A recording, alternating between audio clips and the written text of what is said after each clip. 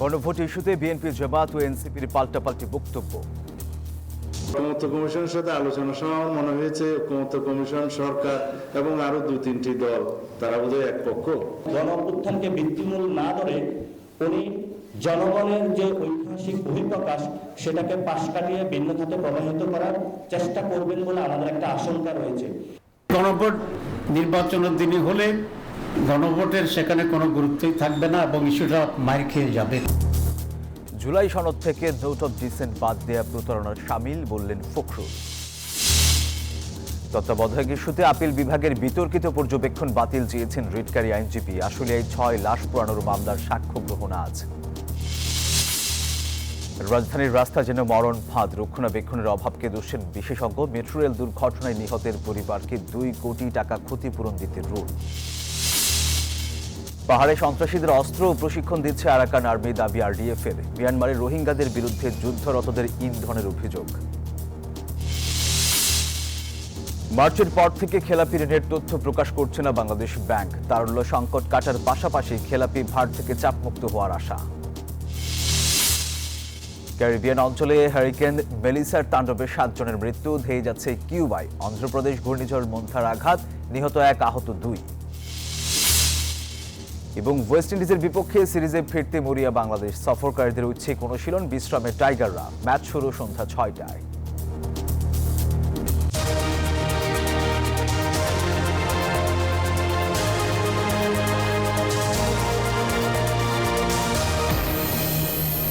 স্বাগত নিউজ 24 সংবাদে। আপনাদের সাথে আছি আমি সোহাগ বক্স। দেখছিলেন বিআরবি কেবল সংবাদ শিরোনাম। এবার বিস্তারিত। জুলাই সনদ থেকে নোট অফ ডিসেন্ট বাদ দিয়ে ঐকমত্য কমিশন জাতি ও রাজনৈতিক দলগুলোর সাথে প্রতারণা করেছে বলে অভিযোগ করেছেন বিএনপি মহাসচিব মির্জা ফখরুল ইসলাম আলমগীর। দুপুরে জাতীয় প্রেস ক্লাবে আলোচনা সভায় তিনি বলেন, কোনো কারণে নির্বাচন প্রক্রিয়ায় বাধাগ্রস্ত হলে তার দায় প্রধান উপদেষ্টাকে নিতে হবে। এদিকে গুলশানে আলাদা সেমিনারে দলের স্থায়ী কমিটির সদস্য সালাউদ্দিন আহমেদ বলেন, ঐকমত্য কমিশনের সুপারিশ ও সরকারের কর্মকাণ্ড নিয়ে হতাশ বিএনপি। মঙ্গলবার অন্তর্বর্তী সরকারের প্রধান উপদেষ্টার কাছে জুলাই সনদ বাস্তবায়নের সুপারিশমালা পেশ করে জাতীয় ঐকমত্য কমিশন, যেখানে 17 অক্টোবর স্বাক্ষর করা সংস্কার প্রস্তাবে থাকা নোট অফ ডিসেন্টগুলো বাদ দেওয়া হয়। বলা হয়, সংসদের সংবিধান সংস্কার পরিষদ 270 দিনের মধ্যে সংস্কার সম্পন্ন না করলে অন্তর্বর্তী সরকারের রেখে যাওয়া সংবিধান সংশোধনের খসড়া বিল পাস বলে গণ্য হবে। জাতীয় ঐকমত্য কমিশনের এমন সুপারিশে ক্ষোভ প্রকাশ করে বিএনপি সহ সমমনা দলগুলো। জাতীয় প্রেস ক্লাবে এক আলোচনা সভায় গণসংহতি আন্দোলনের প্রধান সমন্বয়ক জুনায়েদ সাকি বলেন, নোট অফ ডিসেন্টের মীমাংসা হবে জাতীয় সংসদে, চাপিয়ে দেওয়া কোনো সিদ্ধান্ত মানবে না জনগণ। আমরা সংবিধান সংস্কার পরিষদের দাবি করেছি এবং সংবিধান সংস্কার পরিষদের প্রস্তাব করা হয়েছে, কিন্তু এটা যদি ঐকমত্য না হয়, এটা তো আমরা চাপিয়ে দিতে পারি না। সভায় বিএনপি মহাসচিব মির্জা ফখরুল ইসলাম আলমগীর বলেন, নোট অফ ডিসেন্ট সহ জুলাই সনদ বাস্তবায়নের প্রতিশ্রুতি দিলেও কথা রাখেনি ঐকমত্য কমিশন। আমরা কিন্তু যে বিষয়গুলোর সঙ্গে আমরা একমত ছিলাম না, আমরা সেখানে নোট অফ ডিসেন্ট দিয়েছিলাম। সেই নোট অফ ডিসেন্ট গুলো লিপিবদ্ধ করার একটা প্রতিশ্রুতি ছিল তাদের, কিন্তু অবাক বিষয় আমরা লক্ষ্য করলাম যে কালকে যখন তারা প্রকাশ করলেন, সেই বিষয়গুলো নেই।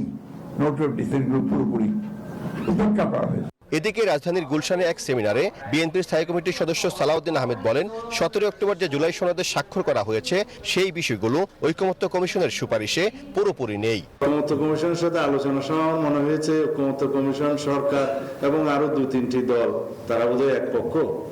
আমি বিপক্ষেই খেলছিলাম মনে হয়। তো সেই হিসাবে জাতির পক্ষেই দায়িত্ব পালন করার আমরা চেষ্টা করেছি, কিন্তু আমার কেন জানি মনে হয়েছে কিছু দলের প্রস্তাব এবং ঐক্য কমিশনের নিজস্ব চিন্তা ভাবনা জাতির উপরে জবরদস্তি আরোপিত করার একটা প্রচেষ্টা লক্ষ্য করেছি। অন্তর্বর্তীকালীন সরকারকে তত্ত্বাবধায়ক সরকারের মতো ভূমিকা পালন করতে আহ্বান জানান সালাউদ্দিন আহমেদ। সাইফুল ইসলাম, নিউজ 24, ঢাকা। গণভোট জাতীয় নির্বাচনের আগে পরে যখনই হোক, তা হতে হবে সুষ্ঠু প্রক্রিয়ায় বলে মন্তব্য করেছেন এনসিপির মুখ্য সমন্বয়ক নাসির উদ্দিন পাটোয়ারি। সকালে রাজধানীর বাংলা মোটরে জাতীয় নাগরিক পার্টির অস্থায়ী কার্যালয়ে সংবাদ সম্মেলনে এই মন্তব্য করেন তিনি। অভ্যুত্থান পরবর্তী জুলাই সনদ জাতীয় ঐক্যের প্রতীক। যারা এটাকে বিভক্তির দিকে নিতে চায় তারা ফ্যাসিবাদ ফেরানোর চেষ্টা করছে এবং তারা জনগণ বিরোধী বলেও মন্তব্য করেন পাটোয়ারি। ঐকমত্য কমিশন সালাউদ্দিন কমিশনে পরিণত হয়েছিল উল্লেখ করে এনসিপির এই নেতা বলেন, এখন মেরুদণ্ড ফিরে পেয়ে ঐকমত্য কমিশন নিজস্বতায় ফিরেছে। গণঅভ্যুত্থানকে ভিত্তিমূল না ধরে উনি জনগণের যে ঐতিহাসিক বহিঃপ্রকাশ সেটাকে পাশ কাটিয়ে ভিন্ন খাতে প্রবাহিত করার চেষ্টা করবেন বলে আমাদের একটা আশঙ্কা রয়েছে। সেই জন্য ডক্টর ইউনূসের অধীনে যে কনসেনসাস কমিশন রয়েছে বা জাতীয় ঐক্যমত্য কমিশন, এই কমিশনে বিলটা অথবা আদেশটা জনগণের সামনে ড্রাফট আকারে হাজির করতে হবে। ড্রাফট আকারে যখন হাজির করবে তখনই আমরা এটা দেখে এনসিপি স্বাক্ষরের উদ্যোগ নেবে। গণভোটের সাথে উচ্চকক্ষে পিআরের বিষয়টিও জড়িত দাবি করে নির্বাচনের আগে গণভোটের মাধ্যমে সমাধানে পৌঁছানোর আহ্বান জানান জামায়াতে ইসলামের নায়েবে আমির ডাক্তার আব্দুল্লাহ মোহাম্মদ তাহের। সকালে রাজধানীর মগবাজারে দলটির কেন্দ্রীয় কার্যালয়ে কমনওয়েলথের সফররত প্রতিনিধি দলের সাথে বৈঠক শেষে এই মন্তব্য করেন তিনি। বলেন, জাতীয় নির্বাচন কোনো কারণে নাও হতে পারে। জুলাই সনদ একটি গুরুত্বপূর্ণ দলিল, এটা সবার আগে হতে হবে বলেও মন্তব্য করেন তিনি। নভেম্বরে গণভোট না হলে আগামী সব নির্বাচনেই চাপ পড়তে পারে বলেও শঙ্কা প্রকাশ করেন তাহের। গণভোট নির্বাচনের দিনে হলে গণভোটের সেখানে কোনো গুরুত্বই থাকবে না এবং ইস্যুটা মার খেয়ে যাবে। কারণ জাতীয় নির্বাচনের সময় প্রত্যেকটি প্রতিদ্বন্দ্বী দল তার প্রার্থীকে জিতানোর জন্যে তারা নিজেরা এত বেশি পেরেশান থাকবে যে গণভোটের কি অবস্থা, গণভোট দেওয়ার জন্য লোকদেরকে বলা একসাথে, এটা আসলে মাইন্ড থেকেই চলে যাবে। আগামী নভেম্বর মাসের মধ্যে গণভোট না দিলে বৃহত্তর আন্দোলন কর্মসূচি ঘোষণার হুঁশিয়ারি দিয়েছে জামায়াতে ইসলামী সহ 8টি সমমনা ইসলামী রাজনৈতিক দল। সকালে জাতীয় প্রেস ক্লাবে জাতীয় ঐকমত্য কমিশনের সুপারিশের উপর প্রতিক্রিয়া জানানোর সময় এই হুঁশিয়ারি দেন ধর্মভিত্তিক রাজনৈতিক দলের নেতারা। এ সময় নভেম্বরে গণভোট দিতে বিলম্ব হলে জাতীয় নির্বাচন আয়োজনের তারিখ নিয়ে অনিশ্চয়তা সৃষ্টি হবে বলেও শঙ্কা প্রকাশ করেন জামায়াতে ইসলামের সেক্রেটারি জেনারেল মিয়া গোলাম পরোয়ার। নভেম্বরের মধ্যে গণভোট আয়োজনের দাবিতে কাল নির্বাচন কমিশনে আলাদাভাবে স্মারকলিপি দেওয়ার কথাও জানায় রাজনৈতিক দলগুলো। আগামী 3 নভেম্বর শীর্ষ নেতৃবৃন্দের বৈঠক এবং বৈঠক শেষে সাংবাদিক সম্মেলনের মাধ্যমে বৃহত্তর কর্মসূচি ঘোষণা করবে ইনশাআল্লাহ। ঐকমত্য কমিশন যদি সুনির্দিষ্ট করে জাতীয় নির্বাচনের পূর্বে নভেম্বরে গণদাবি অনুযায়ী গণভোটের তারিখটা বলে দিতেন, তাহলে জিনিসটা কিন্তু আর ঝামেলা পাকাইতো না। আগামী নির্বাচনের প্রস্তুতি নিয়ে যমুনায় উচ্চ পর্যায়ের বৈঠক করছেন প্রধান উপদেষ্টা ডক্টর মোহাম্মদ ইউনূস। বুধবার দুপুরে প্রধান উপদেষ্টার সভাপতিত্বে এই বৈঠকে অংশ নেন স্বরাষ্ট্র উপদেষ্টা, আইজিপি, র্যাব মহাপরিচালক সহ বিভিন্ন পর্যায়ের ঊর্ধ্বতন কর্মকর্তারা। বৈঠকে আগামী নির্বাচন সুষ্ঠু করতে যেসব পদক্ষেপ নেওয়া দরকার তা নিয়ে আলোচনা হয়। নির্বাচনের সময় ভোটারদের সর্বোচ্চ নিরাপত্তার বিষয়টি গুরুত্ব দিয়ে আলোচনা করা হয়। এ বিষয়ে বিকাল 4টায় ফরেন সার্ভিস একাডেমিতে সংবাদ সম্মেলনে বিস্তারিত জানানো হবে।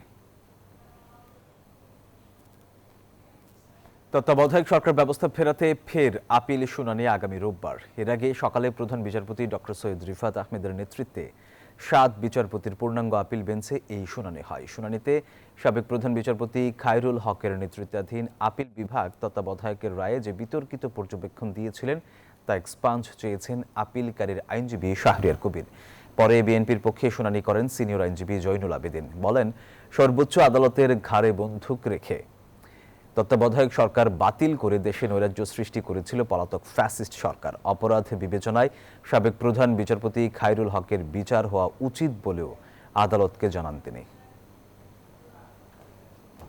বিচার বিভাগ হচ্ছে guardian of the constitution. Power of the guardian can not be shifted to other place. এবং শুধু তাই না, যে সুপ্রিম কোর্টের এই ক্ষমতা রাজনৈতিক উদ্দেশ্য প্রণোদিতভাবে কোনো দল, কোনো ব্যক্তি, কোনো গোষ্ঠী ব্যবহার করতে পারে না। জুলাই গণঅভ্যুত্থানে আশুলিয়ায় 6 জনের লাশ পোড়ানো সহ 7 জনকে হত্যার অভিযোগের মামলায় ট্রাইব্যুনালে সাক্ষ্য গ্রহণ অনুষ্ঠিত হয়েছে। বুধবার আন্তর্জাতিক অপরাধ ট্রাইব্যুনাল 2-এর চেয়ারম্যান বিচারপতি নজরুল ইসলাম চৌধুরীর নেতৃত্বাধীন 3 সদস্যের বিচারিক প্যানেলে সাবেক এমপি সাইফুল ইসলাম সহ 16 জনের বিরুদ্ধে 20তম সাক্ষীর সাক্ষ্য ও জেরা শেষ হয়েছে। গত 5 আগস্ট আশুলিয়াতে সংঘটিত নৃশংসতার বর্ণনা তুলে ধরে আসামিদের সর্বোচ্চ শাস্তির দাবি করেন সাক্ষী। এই মামলার পরবর্তী সাক্ষ্য গ্রহণ হবে বৃহস্পতিবার। মামলায় মোট আসামি 16 জন, তাদের মধ্যে গ্রেপ্তার আছেন 8 জন। তাদের মধ্যে শেখ আফজালুল হক এরই মধ্যে রাজসাক্ষী হয়েছেন। এর আগে সকালে ট্রাইব্যুনালে হাজির করা হয় গ্রেপ্তার আসামিদের।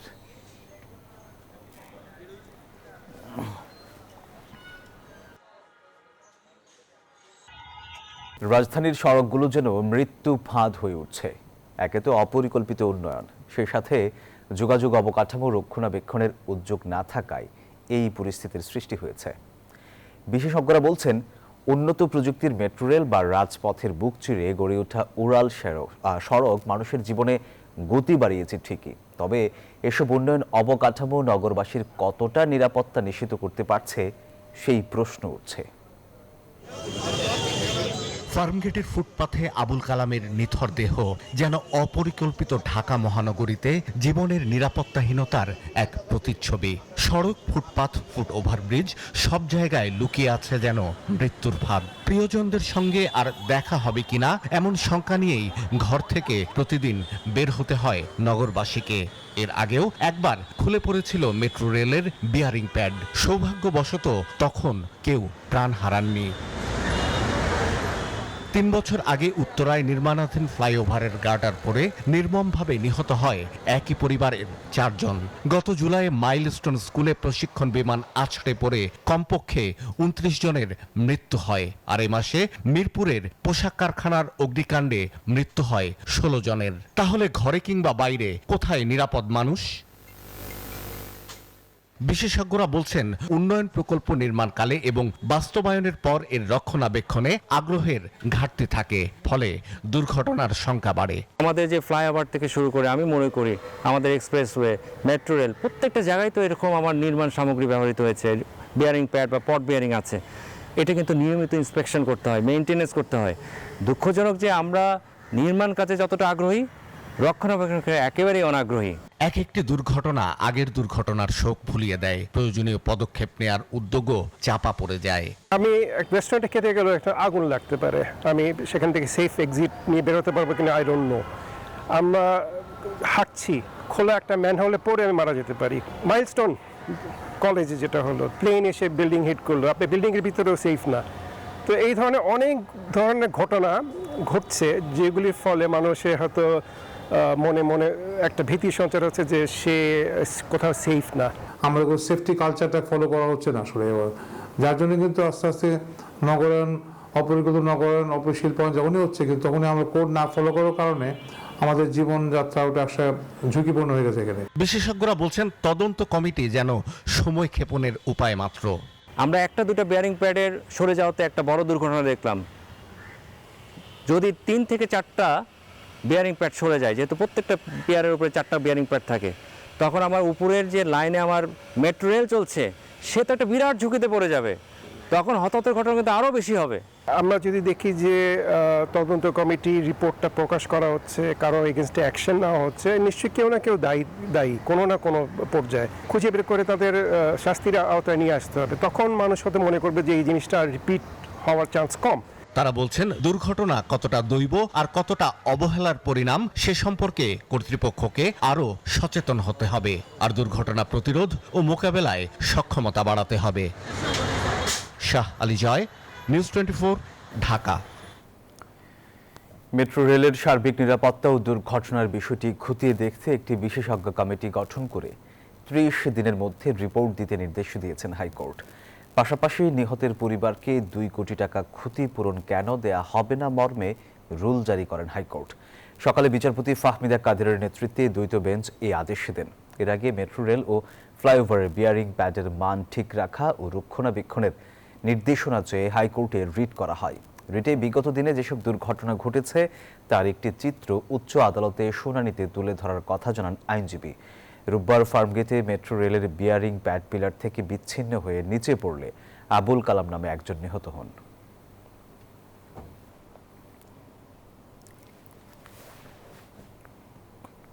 শান্তির নগরী অশান্ত কিশোর গ্যাং আতঙ্কে। চাঁদাবাজি, বাড়ি ঘরে হামলা, ছিনতাইয়ের পাশাপাশি সন্ধ্যা নামলেই চলে দল বেঁধে মাদক সেবন। এমন দশা রাজশাহী নগরে। নগরবাসী আতঙ্কে থাকলেও পুলিশের দাবি মামলা না হওয়ায় ব্যবস্থা নেওয়া যাচ্ছে না।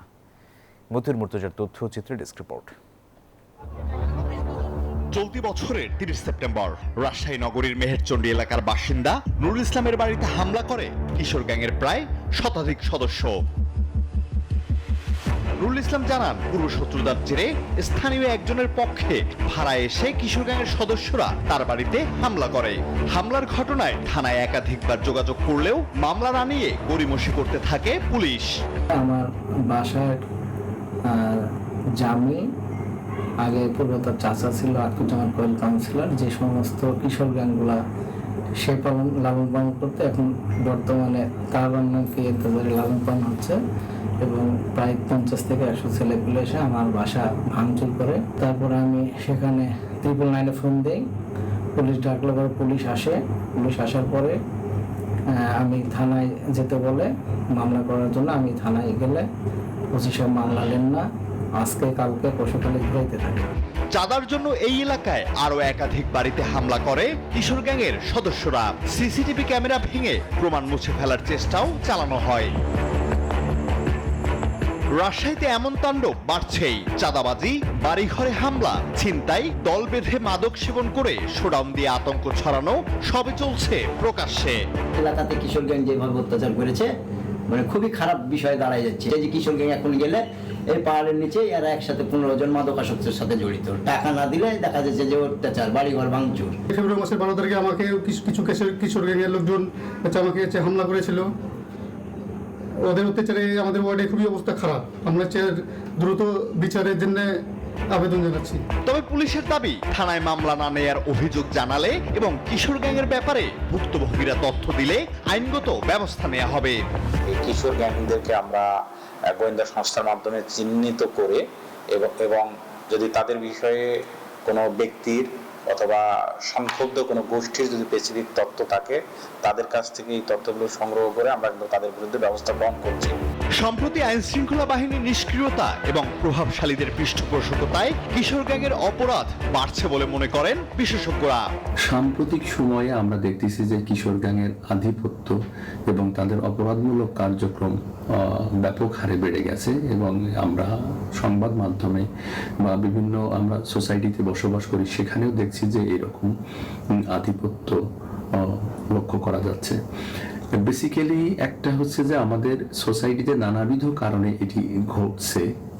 এর একটা হচ্ছে যে আমাদের ভ্যালুস এবং নর্মসটা ভেঙে গেছে, আইন শৃঙ্খলা পরিস্থিতির কিছুটা অবনতি হয়েছে এবং এই কিশোররা কোনো কারণ নিয়ন্ত্রণের মধ্যে নেই। শান্তির নগরী আগের অবস্থায় ফেরাতে কিশোর গ্যাং ও তাদের পৃষ্ঠপোষকদের বিরুদ্ধে কঠোর ব্যবস্থা নেয়ার দাবি স্থানীয়দের। Desk report, news 24। দর্শক, সচিবালয় অভিমুখে ইবতেদায়ী শিক্ষকদের আন্দোলনে আইন শৃঙ্খলা বাহিনীর বাধা, জল কামান নিয়ে প্রস্তুত পুলিশ। আর এই বিষয়ে সবশেষ খবর জানাতে সেখান থেকে সরাসরি যুক্ত হচ্ছেন সহকর্মী বদরুল আলম শাওন। শাওন, কি পরিস্থিতি এখন ওই এলাকায়, আর ইবতেদায়ী শিক্ষকরা কি নিয়ে আন্দোলন করছেন জানাবেন আমাদের।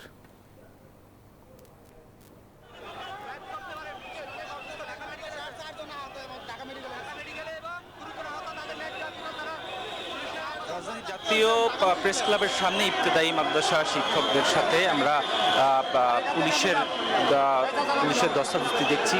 প্রায় আধা ঘন্টা ধরে আসলে এই শিক্ষকদের সাথে পুলিশের এই এক প্রকার ধাওয়া পাল্টা দেওয়া হয়। শিক্ষকরা যেটি বলছেন, ইবতেদায়ী মাদ্রাসা শিক্ষকরা তারা বিগত 17 দিন ধরে জাতীয় প্রেস ক্লাবের সামনে অবস্থান করছেন জাতীয় প্রতিষ্ঠান জাতীয়করণের দাবিতে। তো এক পর্যায়ে আজকে তারা এই জাতীয়করণের দাবিতে সচিবালয় অভিমুখে যাওয়ার চেষ্টা করলে তখন ইবতেদায়ী এই শিক্ষক যারা এখানে অবস্থান করছেন তাদের সাথে আইন শৃঙ্খলা বাহিনী পুলিশের ধস্তাধস্তি হয়। এক পর্যায়ে পুলিশকে আমরা জল কামান নিক্ষেপ করতে দেখেছি। আপনি দেখতে পাচ্ছেন যে এই মুহূর্তে কিন্তু আমরা দেখছি পুলিশ এখানে যারা জাতীয়করণের দাবিতে অবস্থানরত রয়েছেন ইবতেদায়ী মাদ্রাসার শিক্ষকরা, তাদেরকে প্রতিহত করার চেষ্টা করছেন, যেহেতু তারা এক প্রকার রাস্তা অবরোধ করে এই কর্মসূচি চালিয়ে আসছিলেন এবং আমরা দেখেছি যে গণপরিবহন তারা আটকে দেওয়ার চেষ্টা করছিলেন। তখন আসলে পুলিশের সাথে একরকম তাদের ধস্তাধস্তি হয়। এক পর্যায়ে পুলিশ টিয়ার শেল নিক্ষেপ করেন এবং জল কামান নিক্ষেপ করেন। এই মুহূর্তে আমরা দেখছি যে আসলে যারা আন্দোলনরত শিক্ষক রয়েছিলেন এখানে ইবতেদায়ী মাদ্রাসা, তাদেরকে এক প্রকার ছত্রভঙ্গ করে দেওয়া হয় এবং এখানে যারা শিক্ষক রয়েছেন এখানে যারা শিক্ষক রয়েছেন তারা যেটি বলছেন যে আসলে এখানে আইন শৃঙ্খলা বাহিনী যারা রয়েছেন তারা অতর্কিত আসলে তাদের উপরে হামলা চালায় এবং তাদের যৌক্তিক যে আন্দোলন তারা যেটি দাবি করছেন সেই আন্দোলনের কর্মসূচি তারা চালিয়ে আসছিলেন। তারা যেটি বলছেন যে বিগত 17 দিন ধরে তারা প্রতিষ্ঠান জাতীয়করণের দাবিতে তারা এখানে অবস্থান করছেন জাতীয় প্রেস ক্লাবের সামনে। তো আজকে আধা ঘন্টা আগে আমরা দেখেছি যে এই যে যারা ইবতেদায়ী মাদ্রাসার শিক্ষকরা রয়েছেন তারা কিন্তু সচিবালয় অভিমুখে যাওয়ার চেষ্টা করছিলেন। আমরা দেখেছি এখানে ধস্তাধস্তির কারণে বেশ কিছু মোটরসাইকেলও কিন্তু ফেলে দেওয়া হয়েছে। পাশাপাশি শিক্ষকরা দাবি করছেন যে পুলিশের এই যে আক্রমণের কারণে আসলে তাদের যে শিক্ষক রয়েছেন ইবতেদায়ী মাদ্রাসার তারা বেশ কয়েকজন আহত হয়েছেন এবং তাদেরকে চিকিৎসার জন্য ঢাকা মেডিকেলে পাঠানো হয়েছে। আমরা দেখতে পাচ্ছি এখন পুলিশ এক প্রকার এখানে অবস্থান নিয়েছেন জাতীয় প্রেস ক্লাবের সামনে, যাতে কোনো ধরনের অনাকাঙ্ক্ষিত পরিস্থিতি না ঘটে সেই বিষয়টি নিশ্চিত করার চেষ্টা করছেন তারা। তবে এখানে যারা ইবতেদায়ী মাদ্রাসার শিক্ষকরা রয়েছেন তারা বলছেন যে তাদের শান্তিপূর্ণ অবস্থান কর্মসূচি চলছিল এখানে, সেই অবস্থান কর্মসূচির প্রেক্ষিতে আজকে সচিবালয় অভিমুখে তারা যাচ্ছিলেন। মূলত তাদের যে মূল দাবি অর্থাৎ ইবতেদায়ী মাদ্রাসা শিক্ষা প্রতিষ্ঠান জাতীয়করণের যে প্রক্রিয়া সেই জাতীয়করণের দাবি নিয়ে তারা সচিবালয়ে যাচ্ছিলেন মন্ত্রণালয়ে। ঠিক তখনই আসলে আইন শৃঙ্খলা বাহিনী তাদেরকে আটকে দেয় এবং এক পর্যায়ে এই ইবতেদায়ী মাদ্রাসা শিক্ষকদের সাথে আইন শৃঙ্খলা বাহিনীর ধস্তাধস্তির ঘটনা ঘটে এবং এরপরই আসলে এখানে এই ইবতেদায়ী মাদ্রাসা শিক্ষকদের ছত্রভঙ্গ করে দিতে জলকামান নিক্ষেপ করা হয়। পাশাপাশি টিয়ার শেলের ব্যবহারও আমরা দেখেছি। তো এই মুহূর্তে দেখছি যে পুলিশের সাথে এই যে যারা আন্দোলনকারী রয়েছেন তাদের এক প্রকার বাকবিতণ্ডা হচ্ছে। পাশাপাশি পুলিশকেও আমরা বেশ সতর্ক অবস্থানে দেখছি যাতে কোনো ধরনের অনাকাঙ্ক্ষিত ঘটনা না ঘটে। আমরা দেখেছি যে এখানে যারা আন্দোলনরত শিক্ষকরা রয়েছেন তারা কিন্তু এই যে পুলিশ তাদের উপর লাঠিচার্জ শুরু করলে কিন্তু এক পর্যায়ে তারা এই যে জাতীয় প্রেস ক্লাবের সামনে যে সড়কটি রয়েছে এই সড়কের যান চলাচল বন্ধ করে দেওয়ার চেষ্টা করেন, কিন্তু পরবর্তীতে পুলিশের বাধার মুখে তারা পিছু হটতে বাধ্য হন। আমরা দেখছি যে আসলে পুলিশের সাথে এই মুহূর্তে কিন্তু এখানে যারা আন্দোলনকারী রয়েছেন তাদের এক প্রকার কথা কাটাকাটি চলছে এবং পুলিশ তাদেরকে মূল সড়ক থেকে বাইরে অর্থাৎ মূল সড়কের বাইরে তাদেরকে পাঠানোর চেষ্টা করছেন, অর্থাৎ তাদেরকে ছত্রভঙ্গ করে দেওয়ার চেষ্টা করছেন। এই মুহূর্তে দেখছি যে আমরা জাতীয় প্রেস ক্লাবের সামনে থেকে কিন্তু পুলিশ সামনের দিকে আগাচ্ছেন, অর্থাৎ হাইকোর্টের দিকের যেই সড়কটি সেই সড়কটির দিকে আগাচ্ছেন। অন্যদিকে যে ইবতেদায়ী মাদ্রাসার শিক্ষকরা রয়েছেন সেই শিক্ষকরা কিন্তু বিভিন্ন জায়গায় ছড়িয়ে ছিটিয়ে আছেন। আমরা দেখছি প্রেস ক্লাবের সামনেও আসলে কিছু সংখ্যক লোকজনকে দেখছি। এখানে আসলে এই 17 দিনের যে কর্মসূচি ইবতেদায়ী মাদ্রাসার শিক্ষকরা নিয়েছেন এর পাশাপাশি প্রতিদিনই দেখা যায় যে জাতীয় প্রেস ক্লাবের সামনে আসলে বিভিন্ন সংগঠনের ব্যানারে আসলে বিভিন্ন দাবি দেওয়া নিয়ে এই আন্দোলন কর্মসূচি তারা চালিয়ে আসছেন। তো আমরা দেখছি যে আসলে পুলিশ কিন্তু এখন অনেকটা সরে গেছেন জাতীয় প্রেস ক্লাবের সামনে থেকে। তারা আসলে এখন যে কদম করা অর্থাৎ জাতীয় হাইকোর্টের সামনের যে জায়গাটি সেই দিকে আর কি পুলিশ অগ্রসর হচ্ছে। এখানে কয়েকজনের সাথে আমরা দেখেছি যে বাদানুবাদ ঘটছে এই আন্দোলনকে ঘিরে।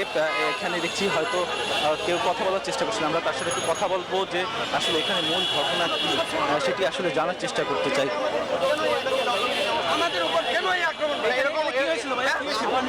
আমাদের সাথে ওই টিচারদের একটা ওরা যেতে যাচ্ছিল, আমরা একটু বাধা দিচ্ছিলাম, এখানে একটু ধাওয়া পাল্টা দেওয়া হয়েছে। এর মধ্যে আপনাদের কোন সাংবাদিক ভাই মনে হয় একটু কি হয়েছে আমি বিস্তারিত জানি না। হ্যাঁ, এখানে আমাদের জল কামান নিক্ষেপ করা হয়েছে তাদেরকে জাস্ট ডিসপাস করার জন্য।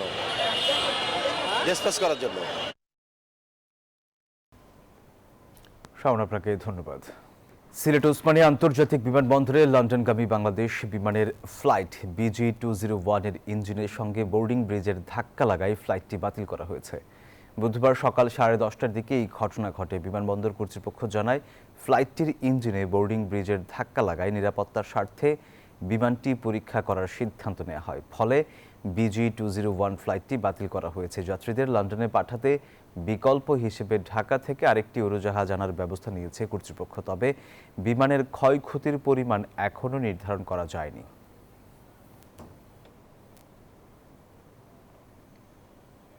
এবারে জেডিএসআরএম নির্বাচনের পথে।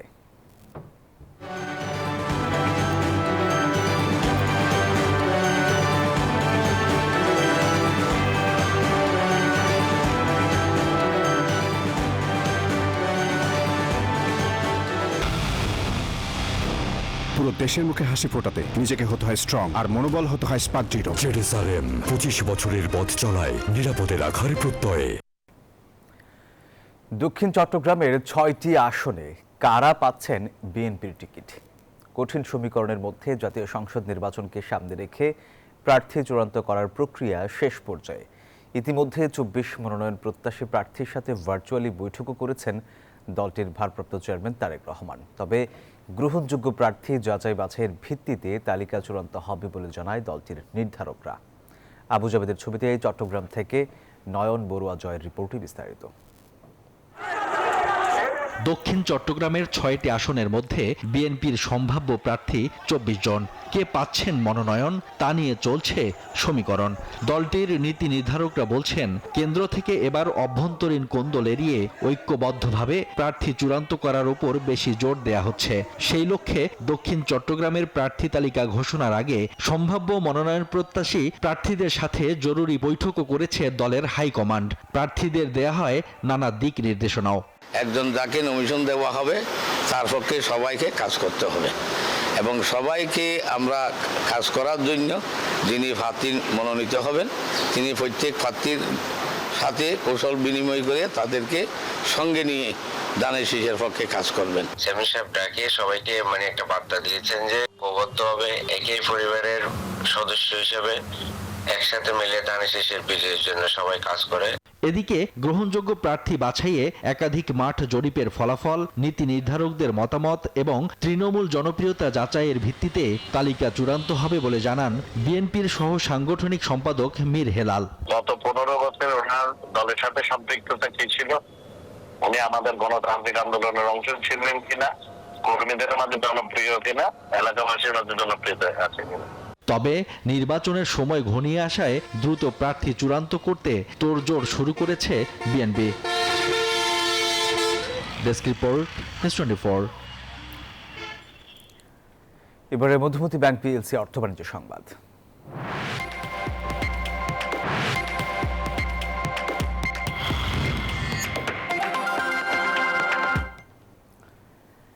প্রতি 3 মাস অন্তর অন্তর প্রকাশ করার কথা থাকলেও ব্যাংকিং খাতে খেলাপির পরিমাণ বেড়ে যাওয়ায় মার্চের পর থেকে খেলাপি ঋণের তথ্য প্রকাশ করছে না বাংলাদেশ ব্যাংক। বরং ঋণ পুনঃতফসিল ও ঋণ অবলোপনের সুযোগ দিয়ে খেলাপির অঙ্ক কমিয়ে দেখাতে চায় কেন্দ্রীয় ব্যাংক। যদিও মুখপাত্র বলছেন, এর ফলে তারল্য সংকট কাটার পাশাপাশি হবে খেলাপি ভার থেকে চাপ মুক্তি। আরও জানাচ্ছেন মিনা ফিরদৌস। প্রতি 3 মাস অন্তর খেলাপি ঋণের তথ্য প্রকাশ করে বাংলাদেশ ব্যাংক। সে অনুযায়ী সবশেষ গত মার্চে বছরের প্রথম প্রান্তিকের খেলাপির তথ্য প্রকাশ করা হয়। সেখানে খেলাপি ঋণের পরিমাণ ছিল 4,20,000 কোটি টাকা। এরপর এপ্রিল জুন প্রান্তিকে খেলাপি বেড়ে দাঁড়ায় 5,30,000 কোটিতে, কিন্তু আনুষ্ঠানিকভাবে সেই তথ্য প্রকাশ করেনি কেন্দ্রীয় ব্যাংক। বিশেষ বিবেচনায় মাত্র 2% ডাউন পেমেন্টে খেলাপি ঋণ পুনর্তফসিল করা হচ্ছে। গেল সপ্তাহে প্রকাশিত বাংলাদেশ ব্যাংকের প্রজ্ঞাপন অনুযায়ী বাণিজ্যিক ব্যাংকগুলো মন্দ ঋণ ও আদায় অযোগ্য খেলাপি ঋণ অবলোপন করতে পারবে। এমন সুযোগ দেওয়ায় ব্যাংকের ব্যালেন্স শিট থেকে খেলাপি গ্রহীতার ঋণের তথ্য সরিয়ে রাখতে পারবে স্ব ব্যাংক। মূলত খেলাপির পরিমাণ কম দেখাতেই এমন নির্দেশনা দেওয়া হয়েছে বলে জানায় বাংলাদেশ ব্যাংক। যে ঋণ অবলুপ্ত হয়ে গেছে, গ্রাহকের বলার কোনো সুযোগ নেই যে আমার ঋণটি তো অবলুপ্ত হয়ে গিয়েছে, অথবা আমি তো এখন ক্লিন, আমি আবার ঋণ প্রাপ্তির সুযোগ সৃষ্টি হয়েছে আমার ক্ষেত্রে, এটা ভাবার কোনো কারণ নেই। এটা করা হয় মূলত ব্যাংকের অ্যাকাউন্টসটাকে ক্লিন করার জন্য। কোন ব্যাংকের কি অবস্থা, কোন ব্যাংক রাইট অফ করতে পারে, কারণ যে প্রভিশন রাখতে পারেনি যে ব্যাংক, তার তো রাইট অফের সুযোগ নেই। বাংলাদেশ ব্যাংকের এমন সিদ্ধান্তে কেন্দ্রীয় ব্যাংকে রাখা বাণিজ্যিক ব্যাংকগুলোর নিরাপত্তা সঞ্চিতির পরিমাণ কমে আসবে, ফলে ব্যাংকগুলোর খেলাপি ঋণও কমে আসবে। এতে গতি ফিরবে ব্যাংকের বাণিজ্যিক কার্যক্রমে। ব্যাংকগুলো দুর্বল হয়ে যাচ্ছে, ব্যাংকের প্রফিটেবিলিটি হচ্ছে না, ব্যাংকে প্রভিশন ঘাটতি হচ্ছে, ব্যাংকের ক্যাপিটাল শর্টফল হচ্ছে। এতে করে কি হচ্ছে, বাংলাদেশের অর্থনীতিতে ব্যাংক থেকে আর বিনিয়োগ করা যাচ্ছে না, বিনিয়োগ সিদ্ধান্ত গ্রহণ করা যাচ্ছে না। কারণ হচ্ছে যে খেলাপি ঋণ কমে আসলে ব্যাংকে তার স্ট্রেংথ ফিরে পাবে, ব্যাংক শক্তিশালী হবে এবং সেই খেলাপির টাকা দিয়েই তো আবার বিনিয়োগ করা হবে অর্থনীতিতে টাকা আবার ঘোরানো হবে। অর্থনীতিবিদদের মতে এসব খেলাপিদের কাছ থেকে টাকা আদায় করা গেলে চাঙ্গা হবে অর্থনীতি। এর জন্য অর্থঋণ আদালতের দ্রুত মামলার নিষ্পত্তির প্রয়োজন বলেও মনে করেন বিশ্লেষকরা। মিনা ফেরদাউস, নিউজ 24, ঢাকা। এবারে আন্তর্জাতিক সংবাদ।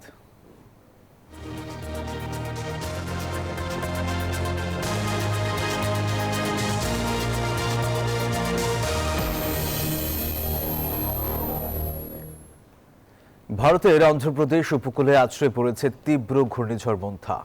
এর তাণ্ডবে কোনাসীমা জেলায় গাছে চাপা পড়ে এক বৃদ্ধার মৃত্যু হয়েছে, আহত হয়েছেন আরও দুজন। মঙ্গলবার সন্ধ্যায় ঘন্টায় 110 কিলোমিটার বেগে কাকিনাডার কাছে উপকূল অতিক্রম করে মোন্থা। ঘূর্ণিঝড়ের প্রভাব পড়েছে পার্শ্ববর্তী রাজ্য উড়িষ্যাতেও। সবচেয়ে বেশি ক্ষতিগ্রস্ত হয়েছে অন্ধ্রপ্রদেশের 7টি জেলা, যেখানে যান চলাচল নিয়ন্ত্রণ করা হচ্ছে। পরিস্থিতি মোকাবিলায় সর্বোচ্চ সতর্ক অবস্থানে রয়েছে প্রশাসন। সাধারণ মানুষকে নিরাপদ থাকতে বলা হয়েছে। 7টি জেলায় যান চলাচল নিয়ন্ত্রণ করেছে সরকার। জরুরি অবস্থার জন্য প্রায় 1,500 আর্থ মুভার ও 321টি ড্রোন প্রস্তুত রেখেছে।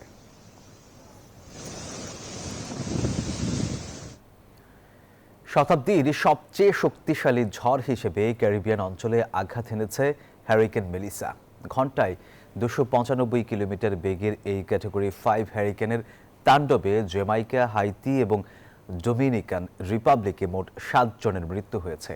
জ্যামাইকার উপকূলে ব্যাপক তাণ্ডব এবং ঘরবাড়ি ও অবকাঠামোর ব্যাপক ক্ষয়ক্ষতি করে ঝড়টি এখন কিউবার দিকে অগ্রসর হচ্ছে। কিউবার উপকূলীয় অঞ্চল থেকে এরই মধ্যে লাখো মানুষকে নিরাপদ আশ্রয়ে সরিয়ে নেওয়া হয়েছে। এবার জানাবো খেলা সংবাদ।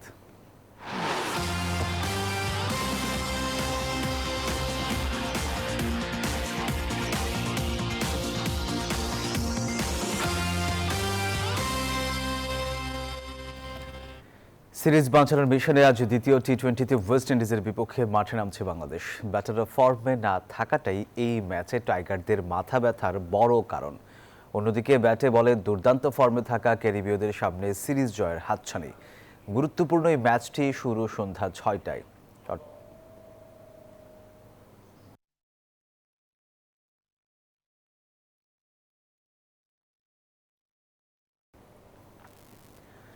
দর্শক, ওয়েস্ট ইন্ডিজের বিপক্ষে টি-20 সিরিজের প্রথম ম্যাচে হেরে ব্যাকফুটে বাংলাদেশ। চট্টগ্রামে দ্বিতীয় ম্যাচ সন্ধ্যায় মাঠে নামবে দুই দল। এই ম্যাচ সামনে রেখে সবশেষ খবর জানাতে সেখান থেকে সরাসরি যুক্ত হচ্ছেন সহকর্মী আবরার আল দাইয়ান। দায়ান, ঢাকায় কিছুক্ষণ আগে বৃষ্টির দেখা মিলল। ম্যাচের আগে চট্টগ্রামে বৃষ্টির পূর্বাভাস আছে কিনা জানতে পেরেছেন কিনা, এবং এই ম্যাচ ঘিরে চট্টগ্রামের দর্শকদের উন্মাদনা কেমন দেখছেন জানাবেন আমাদের।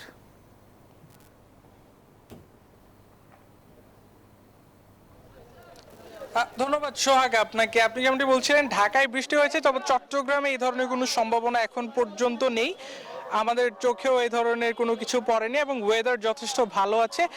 আর আজকে 6টায় দ্বিতীয় টি-20তে বাংলাদেশ ওয়েস্ট ইন্ডিজ মাঠে নামছে। বাংলাদেশ কিন্তু প্রথম ম্যাচ হেরে 1-0 পিছিয়ে আছে। আর গত ম্যাচেও আমরা যেমনটি দেখেছিলাম, তো দর্শকদের উন্মাদনা ছিল আসলে দেখার মতো ছিল। 35 লক্ষ টাকার টিকিট বিক্রি হয়েছিল গত ম্যাচে। আজকেও আমরা স্টেডিয়াম চত্বরে ইতিমধ্যেই চলে এসেছি। আমরা এখনো এসে দেখছি যে দর্শকরা জড়ো হতে শুরু করেছে। 3টা নাগাদ গেট ওপেন হওয়ার কথা রয়েছে, এরপরে কিন্তু দর্শকরা স্টেডিয়ামে প্রবেশ করা শুরু করবে। আর দ্বিতীয় ম্যাচ নিয়ে যদি একটু বিশেষ করে বলতে চাই, বাংলাদেশ প্রথম ম্যাচ হেরে ব্যাকফুটে আছে। বাংলাদেশকে যদি সিরিজ জিততে হয় এই ম্যাচে জয়ের বিকল্প কিন্তু নেই। আর এই ম্যাচে জয় পেতে হলে আসলে আমরা ধারণা করছি বাংলাদেশের আসলে একাদশে পরিবর্তন আসতে পারে। সেই সঙ্গে ওয়েস্ট ইন্ডিজ দলের সামনে কিন্তু এই ম্যাচ জিতলেই টানা 7 সিরিজ পর কিন্তু টি-20তে সিরিজ জেতার সুযোগ রয়েছে। সোহাগ, এই ছিল চট্টগ্রাম থেকে আমার কাছে সর্বশেষ। দায়ান, আপনাকে ধন্যবাদ। দর্শক, এই ছিল নিউজ 24 সংবাদে এতক্ষণ সাথে থাকার জন্য ধন্যবাদ সবাইকে।